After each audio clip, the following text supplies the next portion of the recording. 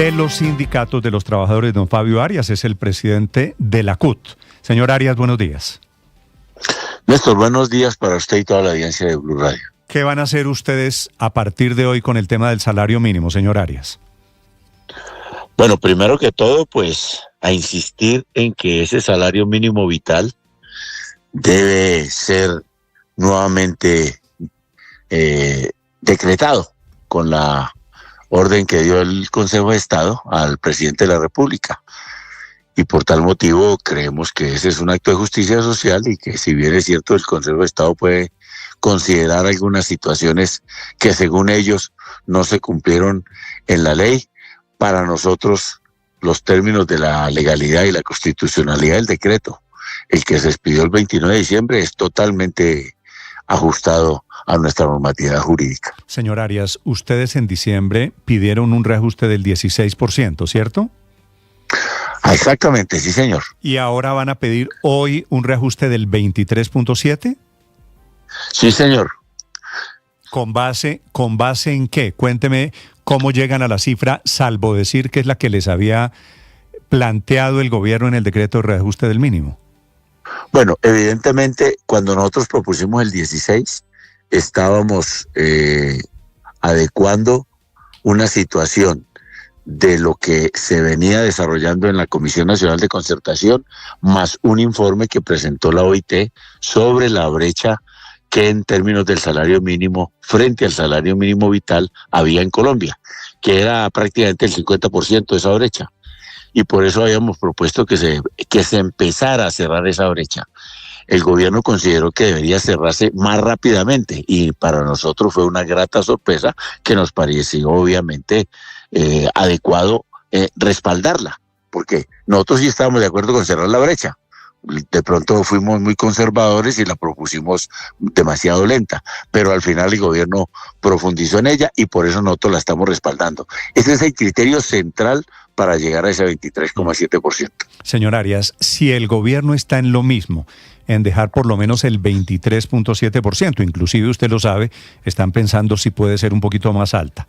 ¿Para qué son las movilizaciones del jueves que ustedes, las centrales obreras, están organizando?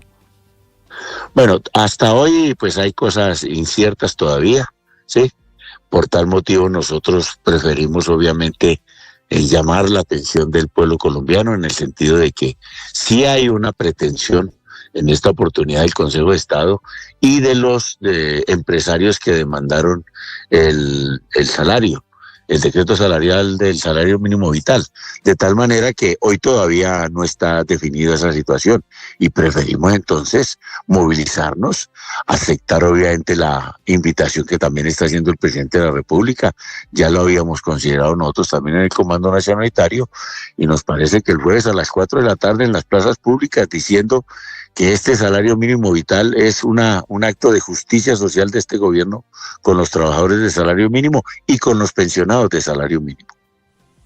Sí, pero ¿cómo van ustedes a marchar a favor de algo que ustedes ni siquiera plantearon? Es que una vez más, este incremento del 23.7% es 50% más que lo que pedían ustedes en la mesa de concertación salarial del año pasado, por no decir que es 5 veces la inflación del año pasado, 8 veces el crecimiento de la economía, 26 veces la productividad, 6 veces las expectativas originales de inflación para este año. ¿Cómo o con qué, digamos, criterio van a salir ustedes a marchar por algo que ni siquiera estuvo dentro de los propios cálculos de ustedes y sobre el cual ustedes jamás habían hablado? Pero por esa misma razón, porque nos parece exactamente de que la brecha que existe entre el salario mínimo vital y el salario mínimo en Colombia ha venido cerrándose por esa decisión de ese decreto. Entonces lo más lógico es que nosotros lo defendamos, porque nos parece lógico que se profundice en cerrar esa brecha. Y por eso es que lo estamos respaldando y por eso, frente a las amenazas del Consejo de Estado y los empresarios que demandaron el decreto, nosotros vamos, ahí sí como se dice, a cerrar filas para que por ninguna circunstancia sea desmejorado. Es decir, si nosotros pedimos 16 y nos dan 23,7% a los trabajadores, que siempre hemos dicho que hay desigualdad en Colombia, pues lógico, inmediatamente salimos a decir, no, ahora, señor, déjela ahí, eso nos conviene. Para ser justo, ¿usted acaba de escuchar lo que dijo Bruce McMaster, el presidente de la ANDI? Pues escuché el último pedacito de la entrevista. Que está de acuerdo con que se mantenga el salario mínimo en 23.7%. ¿No les parece eso histórico, maravilloso? Inusual, claro que sí. Por eso están de acuerdo. Sí, por supuesto, estamos de acuerdo y está bien que, y voy a decir una cuestión, reconozco que el doctor Bruce McMaster por lo menos haya considerado la opción, por las razones que él está aduciendo, por supuesto, no son exactamente las mismas nuestras, pero al fin coincidimos en que se mantenga, lo cual es muy positivo a mi manera de ver. Y señor Arias, si producto del encuentro de hoy de la mesa de concertación tripartita se define eso, que el incremento va a ser el mismo, 23, 24%, incorporando el auxilio de transporte, ¿inmediatamente se desactivan manifestaciones como las del jueves? Pues habría que ver si ese resultado es así definitivo. Preferiría esperar contestar esa situación, inmediatamente pase la comisión de concertación del día de la mañana. Sí, pues no creo que vayan a desmontar nada, es que el presidente ya las está convocando, ya les pidió a ustedes, creo, señor Arias, que las organizaran, ¿verdad? Pues nosotros ya lo habíamos considerado de tal manera que la vamos a organizar, por supuesto. Vale. Fabio Arias es el presidente de la CUT en Colombia, 7 de la mañana, 11 minutos. Señor Arias, un feliz lunes. Van a estar muy ocupados. Muchas gracias. Hoy, creo, ¿no? Bueno, sí, señor, bien ocupado. Muchas gracias y bueno. Buen día para todas y todos. Lo mismo, señor, buen día para ustedes. Felipe, queda abierta la mesa de negociaciones. Ahora, yo no creo que esto que va a pasar hoy, Felipe, sea técnicamente una negociación. Van a intentar alguna clase de acuerdo. Poco probable que lo logren porque los empresarios están divididos. Bruce McMaster acaba de decir que sí, que él está de acuerdo en 23.7%. Pero los pequeños empresarios, los de Acopi, los comerciantes, los de Fenalco, no están de acuerdo con esa posición y creen que el incremento debe ser sustancialmente menor. Lo que pasa es que este decreto preferido dictado en diciembre, pues ya es un hecho consumado, Néstor. Es decir, yo respeto mucho a Copi y tal, y sabemos pues que ellos quieren llegar con el 6.9, 7.1 y tal. Bueno, pero lo cierto es que el decreto hay un gran consenso o una gran mayoría, entre ellos los empresarios del país, inclusive lograron unir a los candidatos a la presidencia de que se debe mantener como están. Yo también creo, Felipe, que tienen que dejarlo. Esto ya se fue así. Ya se fue así. Ya revocar ese aumento de 23.7% va a ser muy, muy difícil. ¿Usted cómo le dice a 2,5 millones de colombianos? No, subimos, pero nos equivocamos, vamos a tener que bajarle el sueldo. Eso no es, es decir, puede que jurídicamente sea viable, pero en la práctica no lo es, Néstor. Esto ya se quedó así. El debate, yo pensaría, es hacia adelante, y es a partir del nuevo decreto, si es que hay concertación, que no creo que la vaya a haber, porque si no ha habido concertación en nada durante 42 meses, menos la va a haber sobre este tema, ¿no? Es como quedaría para los nuevos empleados, para quienes contraten después. Pero yo creo que esto ya se fue así y ya se quedó así. Es lo que yo creo. Sí. Para quien quiera opinar sobre el salario mínimo, sobre el incremento, ¿de qué es mejor? Si tumbarlo, es que estamos, Felipe, en una situación francamente inédita en la historia económica de Colombia. Se tumba el reajuste del salario mínimo para volverlo a poner en lo que había, 23.7%. Sí, lo que más. pasa es que el magistrado Morales obliga al gobierno, o va a obligar al gobierno a motivar mejor el decreto. Pues que lo motiven, Felipe, que le pongan lo que quieran. Claro, que lo motiven y que lo motiven bien. Es que lo hicieron mal hecho, Néstor. Pero el problema no es solo de... Perdón, Héctor, ya lo habíamos cantado, inclusive Héctor lo habíamos cantado. Ese decreto no está bien motivado. Pero el problema no es solo de motivación. El problema, yo sí creo que el decreto es muy abiertamente ilegal y por eso la discusión hay que dividirla y hacerla bien. Una cosa es que el decreto es ilegal, otra cosa es si desde el punto de vista económico es conveniente, que pues la mayoría de los expertos y los propios empresarios dicen que es inconveniente, que va a producir unos efectos especialmente en inflación y en informalidad, pues que son dañinos para la economía. Eso es una cosa, y otra cosa es que hay una situación jurídica creada por ese decreto, pues que hay que considerarla y que hay que respetar los efectos que se hayan producido.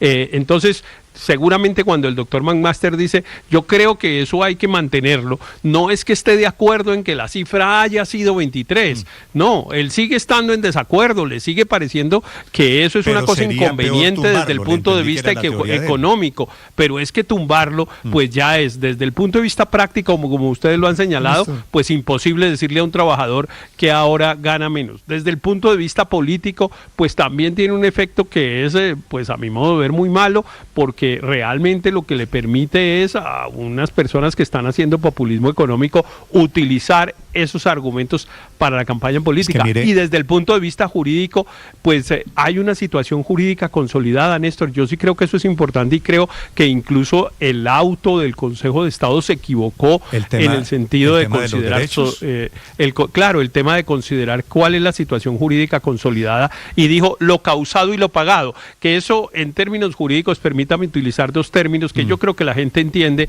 que es, uno, es retroactivo, porque claro, lo pagado ya pues se quedó así y a la gente no le van a pedir pues que devuelva la plata, pero hay otro concepto en derecho que se llama retrospectividad, que es que la situación se generó con una norma que después se modifica, pero hay que mantenerla con la manera como se consolidó. Por eso es que esto es una sin salida muy, muy brava. No, Héctor, la salida es mantener esta circunstancia y declarar ilegal el decreto, aunque parezca una paradoja.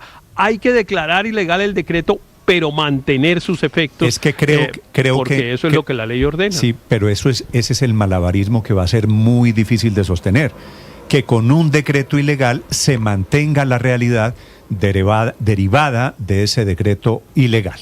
Son las 7 de la mañana, Néstor. 16 minutos. Para quien quiera opinar, los invito a sumarse a esta discusión. Estamos en el canal de YouTube desde las 5 de la mañana. Estamos en Ditu, en las plataformas, en redes sociales, la cuenta Blue Radio Com y cuenta Néstor Morales C, en donde leo, escucho sus opiniones. Señor Aurelio. Néstor, mire, yo creo que no va a pasar nada, como estaba previsto desde antes. Porque lo que dice el fallo, y lo hemos comentado, pues se ha comentado, es que el salario mínimo se mantiene y que el gobierno tiene que presentar un decreto justificando con unos nuevos parámetros o más ampliados lo que hizo en el decreto anterior. Y eso es lo que va a pasar. Y el gobierno puede que esté cañando de que va a subir más y no sé qué, pero el gobierno va a mantener el 23 y pico, el 23.7 y va a soportarlo divinamente, según cree, y va a terminar así.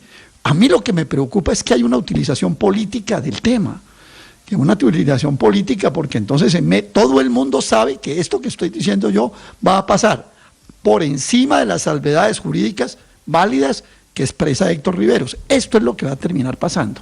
Pero entonces aquí estamos ya ante un hecho ni jurídico ni económico, sino un hecho político. Pues claro, ¿quién que es político? Le saca el jugo? Claro, ¿quién? Entonces, las intervenciones Aurelio, de Petro. Entre otras cosas, Abelardo de la Espriella, Álvaro Uribe, de la oposición, diciendo que hay que mantener el salario mínimo tal y como está. Eso ya se fue. Claro, y ahí se neutraliza. Discurso de Petro. Y el discurso de Petro también, y el discurso que le acabamos de oír al candidato al Senado por la lista de Roy Barreras, al señor Fabio Arias también. Todo el mundo, ya ni siquiera les está interesando el mínimo, les está interesando cómo sacarle jugo políticamente al insuceso que va a terminar. Claro, y para no dejar que lo sigan exprimiendo el jugo político, María Consuelo, hay que sencillamente acabar la discusión, porque yo creo que en términos prácticos lo que tiene que pasar es que la gente, los que devengan el salario mínimo, no terminen pagando los platos rotos del error que se cometió desde el punto de vista técnico, pero que fue un triunfo político para el gobierno, eso también es innegable.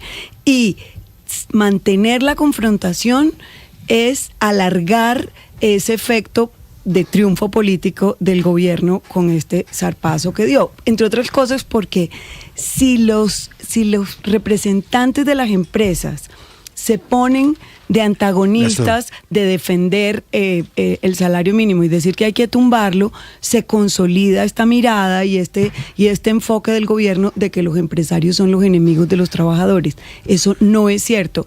Y precisamente porque los empresarios no son los enemigos de los trabajadores, son los que generan el empleo en Colombia, es que Bruce McMaster dice es mejor dejarlo así. Yo creo que aquí el miedo no es a las marchas, porque marchas ya también están completamente desgastadas. Marcha convoca el gobierno una semana así y la otra también.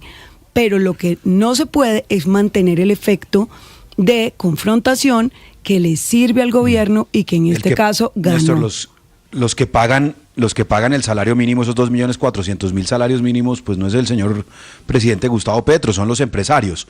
Ellos son los que están pagando el aumento. Entonces, que se queden ellos con el reconocimiento por parte de los trabajadores. Por eso me parece bastante sensata la posición de Bruce McMaster, que dice, nosotros no queremos confrontar a nuestros trabajadores con un problema. Es decir, él en representación de los empresarios está pensando en cómo eso afecta al ambiente laboral en las empresas, cómo afecta, pues porque los empresarios tienen a los trabajadores y tienen una buena relación con sus empleados por lo general. La excepción son los pocos empresarios explotadores. La regla es de empresarios que cumplen con la ley, que pagan el salario, que pagan las prestaciones. Entonces, pues a mí sí me parece que lo inteligente por parte de los empresarios sería asumir que esto ya es un hecho cumplido, como lo decía el doctor McMaster, pagar el 23,7% y decirle a sus trabajadores, este aumento es mío, no es del presidente Petro, y deberían llegar hoy a la mesa de concertación a las 10 de la mañana a decirle al ministro del Trabajo, unificadamente decimos, aceptamos o vamos con el 23,7%, este salario lo vamos a pagar nosotros los empresarios a nuestros trabajadores y echemos para adelante. Ya qué carajos, ya efectos inflacionarios Ernesto, hay, eso es innegable. Perdóneme un segundo, porque es que creo que aquí hay dos clases de empresarios. Los grandes, los pequeños empresarios, los medianos empresarios, los comerciantes. Jaime Alberto Cabal es el presidente